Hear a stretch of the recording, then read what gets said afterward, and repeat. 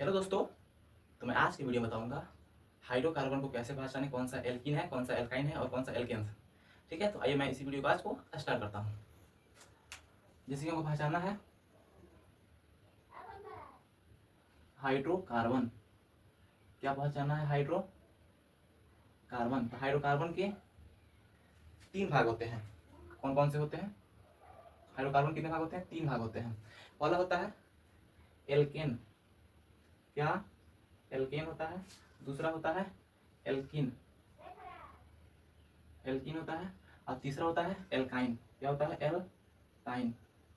ठीक है, इसके लास्ट में पहचानने का सूत्र क्या होता है? जिसके लास्ट में ए एन ई लगे हो वो एल्केन का है, और जिसके लास्ट में एल्किन यानी कि ई एन ई लगे हो वो एल्किन है, जिसके लास्ट में वाई एन ई लगे हो वो एल्काइन समूह का आता है। ठीक है, आज सवाल पूछा जाता है इसमें कौन से संतृप्त हैं और कौन से असंतृप्त हैं। तो देखिए, जो एल्केन होते हैं वो संतृप्त होते हैं। क्या होते हैं? संतृप्त।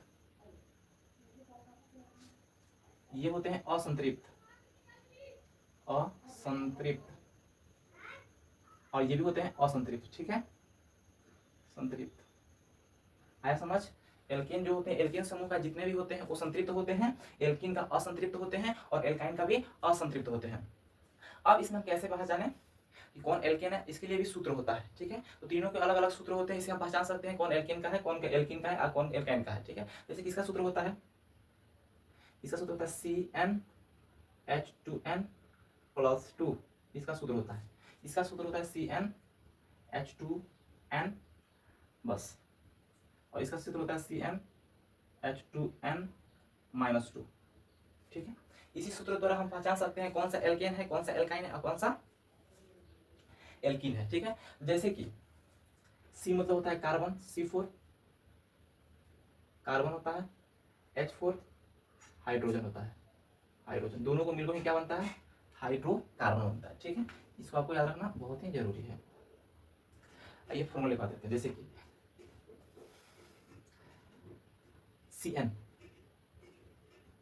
तो जैसे कि हो गया C का मान 2 ले लेते हैं, इसका मान क्या हो जाएगा? 2 दूनी, इसका मान लेते हैं, इसका मान ले लेते हैं हम, इसका मान लेते हैं 4। ठीक है, अब आते हैं इस ये कौन से समूह का है बताना है। तो देखिए फॉर्मूला, ये 2 है तो n का मान, n है ना यहाँ पे, n का मान कितना है? 2, जिसको n मान लेते हैं n का मान बराबर 2 हो गया। तो इधर दुगुना हो गया ना, n का दुगुना। तो कहाँ n का दुगुना हो रहा है? देखिए n का दुगुना यहाँ पर है ना, तो ये असंतृप्त है और किसका है? एल्किन का है। तो बोल सकते हैं एथिन, एथिन बोल देंगे, एथेन। जब 2 नंबर आता है एथेन, एथिन बोल सकते हैं, एथिन। क्या बोल देंगे इसको? एथिन। बस ये हमारा बिल्कुल राइट आंसर हो गया, ये एथिन का है। ये क्या है? वो असंतृप्त है। क्या बोलेंगे? असंतृप्त बोलेंगे। तो देखिए जो पहला नंबर पर आता है उसको बोलते हैं मेथेन। क्या बोलते हैं? मेथेन। मेथेन का सूत्र क्या हो जाएगा? सी, एक आता है तो एक नहीं लिखते हैं, CH क्या बोलेंगे? 4, कि 2 गुना में 2 जोड़ देते हैं। ठीक है ना, CH4 मेथेन, मेथेन 2 गुना में 2 जोड़ दिया। दूसरा होता है प्रोपेन, प्रोपेन। इसका सूत्र क्या होता है? C2H4, सॉरी H4 नहीं, H6, है 2 गुना कर देंगे तो 4 आ जाएगा, 4 तो C6। ठीक है ना। तीसरा ब्यूटेन, सॉरी इसको एथेन होता है, इसको प्रोपेन एथेन कहेंगे, इसको एथेन, इसको प्रोपेन कहेंगे, प्रोपेन। इसका सूत्र क्या? जैसे कि प्रोपेन का भी लिखा है ना, प्रोपेन C3 और 3 लिख देंगे, और इसका 3 दूनी 6 2 8 हो जाएगा। चौथा में आता है ब्यूटेन। क्या आता है? ब्यूटेन।